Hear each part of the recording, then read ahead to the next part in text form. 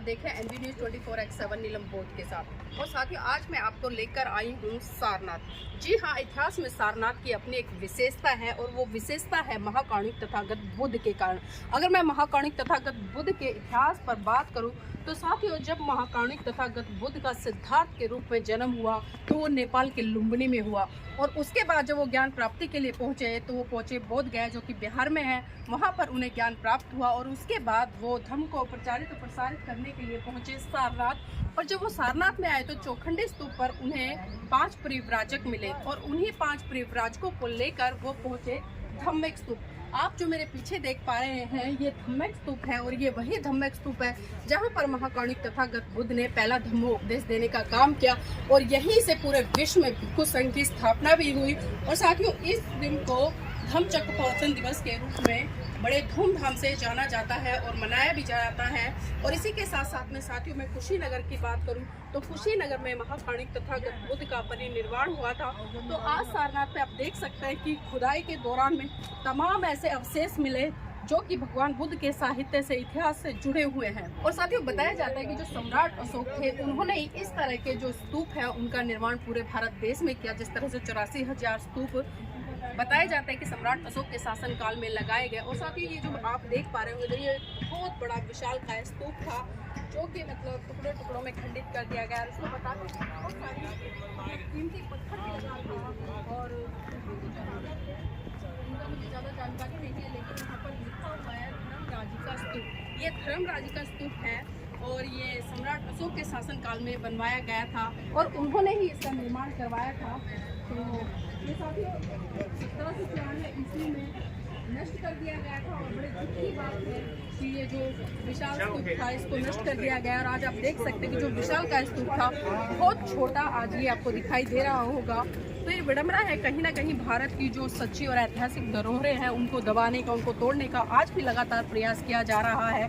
जब हम बात करते हैं, चाहे मैं प्रधानमंत्री जी की बात करूं या किसी अन्य पूंजीपति वर्ग की बात करूं या किसी विदेश मंत्री की बात करूं भारत के, तो जब वो विदेशों में जाते हैं तो बड़े गर्व से कहते हैं कि हम बुद्ध की धरती भारत से आए हैं। लेकिन विडंबना धरती भारत में कहीं ना कहीं युद्ध करते नजर आते हैं। और यहाँ पर आप देख सकते हैं कि फॉरनर भी काफ़ी संख्या में घूमने आए, क्योंकि आज हर व्यक्ति चाहता है कि जो भारत विदेशों में बुद्ध के कारण जाना जाता है। और आज कहीं ना कहीं एक लोगों में जिज्ञासा है, कि इच्छा है कि चले हम भी क्यों ना बुद्ध के देश चले और बुद्ध के उस देश से रूबरू होकर आए जो करुणा मैत्री भाईचारे का संदेश देते हुए सब एक माला में पिरोकर चलना चाहता है। तो साथियों, आइए बने रहिएगा मेरे साथ में, मैं आपको यहाँ पर तमाम चीज़ें हैं उनसे रूबरू कराऊंगी।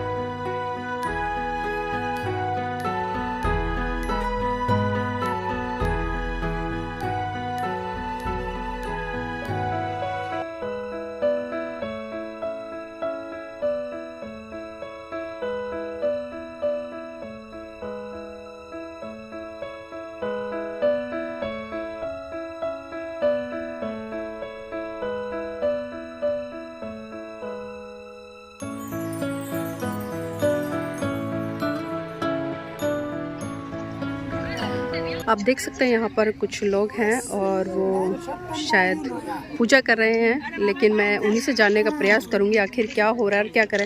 भाई जी नाम क्या है? सिंह दर्जी है। कहाँ से हैं? हम लद्दाख से हैं सर। लद्दाख से। हाँ। तो अभी ये यहाँ पर क्या चल रहा है? यहाँ का हमारा अपना पूजा चल रहा है। जी पूजा है। हाँ, पूजा। ये जो स्थल है इसके बारे में थोड़ी जानकारी दें। इसका बारे में हम जानकारी उतना नहीं है सर। उसको ज़्यादा पता है वो ऊपर वाले से पूछो। अच्छा, ये जो है इसके बारे में जानकारी नहीं है आपको? उसको है वो। जो ऊपर कर रहा है ना पूजा, जी। उसको पूरा पता है। तो देखिए इनको थोड़ा जानकारी नहीं है, लेकिन फिर भी यहाँ पर बाबूजी हैं, मैं उनसे जुड़ने का प्रयास करूँगी और उन्हीं से जानने का प्रयास करूँगी, शायद वो कुछ बता पाएँ।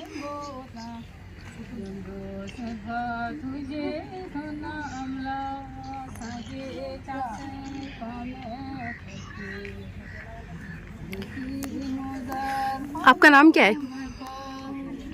मेरा नाम सिंह बजर। सिंह जी कहाँ से आए हैं? मैं जम्मू कश्मीर से। जम्मू कश्मीर से। तो आप यहाँ पर शायद पूजा कर रहे हैं? पूजा करने के लिए मैं बुद्ध गया जी। बुद्ध गया, मैंने 3 महीने रहा वहाँ। 3 महीने के बाद आज सुबह यहाँ पहुँचा जी। तो जानना चाहूँगी, जो यहाँ पर आप पूजा कर रहे हैं ये क्या चीज़ है? बहुत बड़ा सा पत्थर है, ये गुम्बद टाइप से बना हुआ है, क्या है ये जो है वहाँ पहले बुद्ध भगवान जो है ना वहाँ तपस्या किया वहाँ 6 साल के बाद तो बुद्ध गया वो पीपल जो पेड़ है ना जी जी। वहाँ आए थे। वहाँ 7 दिन 28 दिन बैठा। उसके बाद यहाँ आए थे। उसके बाद जितना उसका ध्यान किया, यहाँ थे 5-6 इधर गुरु था, लामा था, उनका चेला, उनको ध्यान उनको दिया। नहीं, ये क्या चीज़ है ये जो आप पूजा कर रहे हैं, बड़ा सा गुम्बद? ये इसको कहते हैं, हम छुड़तन कहते हैं। छुड़तन। ये काल चक्र जो है ना, हिंदी में क्या कहेंगे इसको? काल चक्र बोलते इसको। अच्छा जी, काल चक्र बोलते इसको। तो इस जो काल चक्र है इसका महत्व क्या है? ये जो है इसका हमारा गुरु जो है ना, गुरु को जैसे शरीर है इसका, जैसे आत्म भी है, शरीर भी है, जो मतलब जितना ध्यान किया इसी पे मतलब वो हुए। जी, आप बौद्ध हैं? जी बौद्ध हैं जी। लद्दाखी हूँ। भाषा हमारा लद्दाखी है। तो हम इधर हर साल आते हैं बुद्ध गया में। जी। तो आज के समय में जो बुद्ध के सिद्धांत हैं, क्या लगता है उनके सिद्धांतों की कितनी ज़रूरत है? ये तो बहुत ज़रूरी है जी। ये तो हम समझते हैं कि हम तो बिल्कुल उम्र भर यही काम मतलब भगवान जी नाम देने के हम शौक़ हैं, मतलब टाइम नहीं मिलते हैं। इंसान अपने धंधे हैं, मकान बनाना, कहीं क्या करना, कहीं जिम्मेदारी, कोई सर्विस कर रहे हो, कोई क्या। हम तो समझते हमें तो बेकार, हम तो 12 के 12 महीना पूरा हम चाहते हैं कि यहाँ पूजा करने के लिए। सर एक सवाल और जानना चाहूँ, क्योंकि देखिए जब हमारे देश के प्रधानमंत्री हो या वित्त मंत्री हो या बड़े बड़े पूंजीपति वर्ग हो, जब वो विदेश में जाते तो वो ये कहते हैं कि हम बुद्ध की धरती भारत से आए हैं, लेकिन जब भारत की बात करें तो भारत में ही वो बुद्ध की विचारधारा से युद्ध करते नजर आते हैं। तो इसको किस तरह से देखते हैं? युद्ध बुद्ध भगवान जो है ना कभी युद्ध नहीं करेंगे। बुद्ध भगवान जब भी कहीं भी जाना होगा तो बिल्कुल बर्दाश्त करना, किसी को बुरा नहीं बोलना, और हो सके तो अच्छा काम करना। नहीं, मैं भारत सरकार की बात कर रही हूँ, मैं उनकी बात कर रही हूँ, क्योंकि वो बात तो बोलते हैं कि हम बुद्ध की धरती से आए हैं और बुद्ध के कारण उन्हें बहुत बड़ा मान सम्मान विदेशों में मिलता है, लेकिन जब अपने भारत में बात आती है तो कहीं ना कहीं वो जो बुद्ध की धरोहर है उनको समाप्त करता है और यहाँ पर तमाम ऐसी चीज़ों को स्थापित करते हैं जिनका की सत्यता तो कोई लेना देना नहीं है। इसके बारे में जान पहचान से पता नहीं। जी, चलिए ठीक है। देखिए जितनी बेसिक जानकारी उनके पास में थी उन्होंने बताया, और कुछ साथी जम्मू से आए हैं, कुछ लद्दाख से आए हैं। तो वास्तव में कुछ कहना चाहेंगे? ओके, तो देखिए मैं यहाँ पर आपको दिखाना चाहूँगी, यहाँ पर तमाम छोटे बड़े स्तूप बने हुए हैं और शायद बहुत सारे लोगों को पता नहीं है कि ये गोल आकृति में, चौकोर आकृति में इस तरह से बनाए हुए हैं। इनके पीछे कारण क्या है और ये ज़मीन से थोड़ा ऊपर हैं, इसका कारण क्या है? तो साथियों जहाँ तक मैंने समझा है और जानने का प्रयास किया है, जो बुद्धिजीवी लोग हैं, क्योंकि उन्होंने बताया कि ये जिस तरह से छोटे छोटे स्तूप बने हुए हैं ये इसलिए बनाए जाते थे ज़मीन से ऊपर, क्योंकि जब बौद्ध भिक्खु होते थे वो ध्यान साधना करते थे तो कई बार बारिश आ जाती थी, और बारिश आती थी तो ज़मीन पर पानी गिरता था, तो पानी के कारण ज़मीन गीली हो जाती थी और पानी भर जाता था। तो उसी बचाव के लिए यहाँ पर इस तरह के जो बौद्ध स्तूप है छोटे छोटे वो बनाए जाते थे, ताकि इन स्तूपों पर बैठकर जो बौद्ध भिक्खु होते थे वो ध्यान साधना करते थे, और यही कारण था कि वो पानी से बच सकते थे, जो बारिश का पानी ज़मीन में भरता था, और वो अपने जो ध्यान साधना उसमें पूरा ध्यान लगा सकते थे। तो ये जो तमाम स्तूप यहाँ पर बने हुए हैं, छोटे बड़े गोल चौकोर आकृति में, ये सारे के सारे खुदाई में मिले हैं। और साथ ही जैसा कि आप सभी जानते हैं, जब भारत के इतिहास को पढ़ते हैं तो भारत के इतिहास में जो आपको बुद्ध की विरासत है वो देखने को मिलती है, सुनने को मिलती है, पढ़ने को मिलती है। और आप भारत के किसी भी कोने में चले जाओ, जहाँ जहाँ पर खुदाई होती है वहाँ पर बुद्ध मिलते हैं। लेकिन विडंबना है कि आज की जो वर्तमान सरकार है कहीं ना कहीं इस सच्ची ऐतिहासिक धरोहर को छुपाने का काम कर रही हैं। ये बहुत ही दुखी बात है, क्योंकि अक्सर हम देखते हैं जब हमारे माननीय प्रधानमंत्री जी हों या विदेश मंत्री जी हों, या फिर मैं ये कहूँगी कि बड़े बड़े हमारे जो व्यापारी वर्ग से आने वाले हैं, अंबानी या अडानी, जब वो विदेश में जाते हैं तो बड़े गर्व से कहते हैं कि हम बुद्ध की धरती भारत से आए हैं। लेकिन दुख इस बात का होता है कि वो बुद्ध की धरती भारत में ही बुद्ध की विचारधारा से युद्ध करते नजर आते हैं। तो एक बहुत ही ये सोचने वाली बात है और चिंतन मनन करने वाली बात है। तो यहाँ पर देखिए जो खुदाई में निकले हैं तमाम स्तूप, और पर्यटक यहाँ पर घूमने आते हैं और इतिहास से रूबरू होते हैं। और ये सारा का सारा साथियों खुदाई में यहाँ पर मिला है। और ये खाली सारनाथ में ही नहीं है, बल्कि आप भारत के किसी भी कोने में चले जाएं, चाहे मैं बोध गया की बात करूं, वैशाली की बात करूं, राजगिरी की बात करूं, या फिर आप जो कभी भारत का हिस्सा हुआ करता था नेपाल लुम्बिनी उसकी बात करूं, आप जहाँ जहाँ जाएंगे वहाँ वहाँ आपको बुद्ध ही बुद्ध नज़र आएंगे।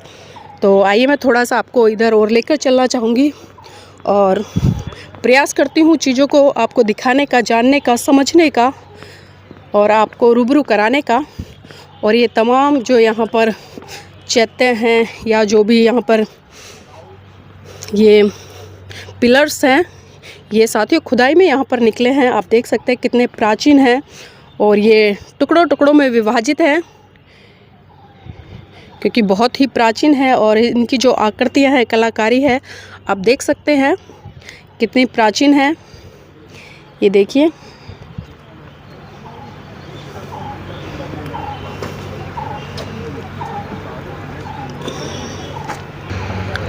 और मैं आपकी जानकारी के लिए ये भी बताती चलूँ कि ये तमाम जो स्तूप हैं जो आप देख पा रहे हैं, इस तरह के स्तूपों का निर्माण सम्राट अशोक द्वारा बुद्ध के धातु अवशेषों को प्रतिष्ठापित करने के उद्देश्य से कराया गया था। उल्लेख है कि सम्राट अशोक ने बुद्ध के 8 मूल स्तूपों में से 7 धातु स्तूपों को खोलकर नागों के घेरों से सुरक्षित रामग्राम के स्तूप को छोड़कर धातु अवशेष एकत्रित कर हजारों स्तूपों का निर्माण कराया।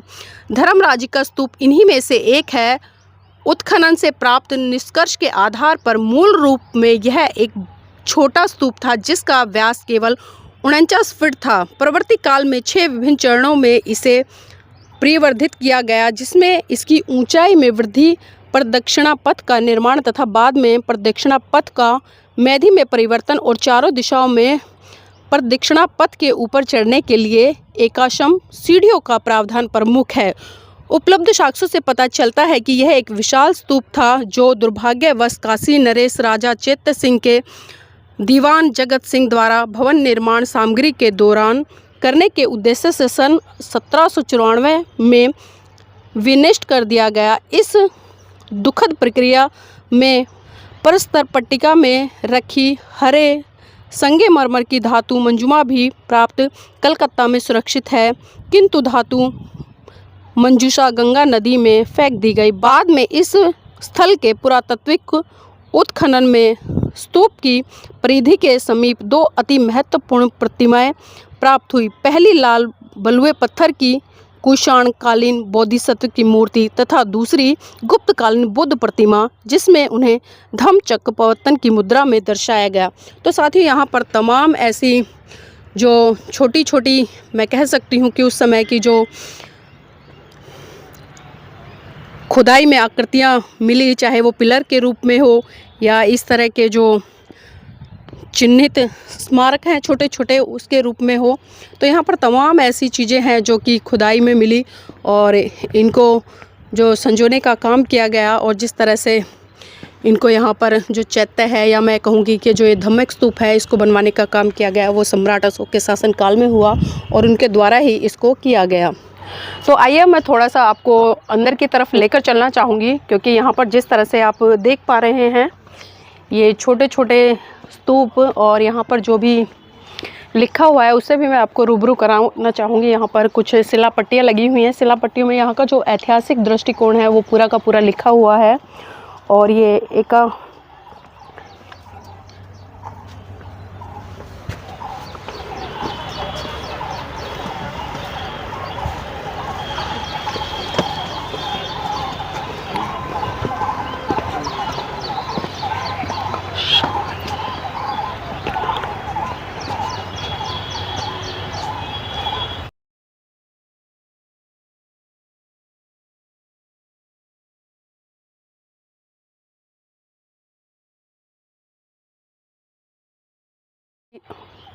आप देख पा रहे हैं कि जो सामने शिलापट्टिका लगी हुई है उस पे जो लिखा है एकाश्मक वेदिका, चुनार के बलुए परस्तर से बनी तथा मौर्यकालीन विशिष्ट चमक से युक्त यह एकाश्म वेदिका आर्टेल महोदय को सन 1904 से लेकर 1905 में उत्खनन से प्राप्त हुई थी। इस वर्गाकार की वेदिका की प्रत्येक भुजा 2.54 मीटर लंबी तथा 1.45 मीटर ऊंची है। अपने मूल रूप में यह संभवतः धर्म राजिका स्तूप के शिखर पर स्थापित थी। इस पर सरस्वतीवादीन संप्रदाय के शिक्षकों से संबंधित अभिलेख लगभग 33 शती ईसा पूर्व के हैं। तो आइए मैं थोड़ा सा आपको और आगे लेकर चलना चाहूँगी और यहाँ पर दिखाना चाहूँगी कि खुदाई में यहाँ पर क्या क्या मिला है। और ये तमाम अवशेष आप यहाँ पर देख सकते हैं और ये बहुत ही प्राचीन समय की हैं और किस तरह से इनको सुरक्षित किया गया है। साथ ही मैं बता दूं इसको लेकर अभी पिछले दिनों काफ़ी बवाल भी मचा था, क्योंकि जैसे जैसे खुदाई हो रही थी वैसे वैसे बुद्ध के अवशेष भारत की धरती से निकल रहे थे, तो उस खुदाई को यहाँ पर रुकवा दिया गया। और मैं जैसे पीछे चर्चा कर रही थी कि विडंबना है कि भारत की इतनी विशाल धरोहर, प्राचीन धरोहर को कहीं ना कहीं आज की वर्तमान सरकारें जिस तरह से छुपाने का काम कर रही हैं, ये बहुत ही दुखद है। और ये मूल गंधकुटी यह संभवतः भगवान बुद्ध के ध्यान साधना स्थल पर निर्मित एक विशाल मंदिर का भग्नावशेष है। हवेनसांग के अनुसार इसकी ऊंचाई लगभग 61 मीटर थी। इसकी मोटी दीवारों को देखकर इस पर बने भव्य मंदिर की कल्पना सहज ही की जा सकती है। 18.29 मीटर भुजा वाले वर्गाकार आधार पर बने इस मंदिर का प्रवेश द्वार पूर्व की ओर था, जिसके सामने एक आयताकार मंडप एवं विशाल प्रांगण था। स्थापत्य अलंकृत ईंटों की सज्जा शैली के आधार पर यह गुप्त काल में निर्मित प्रतीत होता है। तो यहाँ पर तमाम इस तरह के शिलालेख लगे हुए हैं जिन पर यहाँ की जो ऐतिहासिक जानकारी है वो यहाँ पर लिखी हुई है। और देखिए मैं यहाँ पर जो पंचायन मंदिर है मैं उसका भी थोड़ा आपको दृश्य दिखाना चाहूँगी। ये पंचायतन मंदिर है, ये देखिए।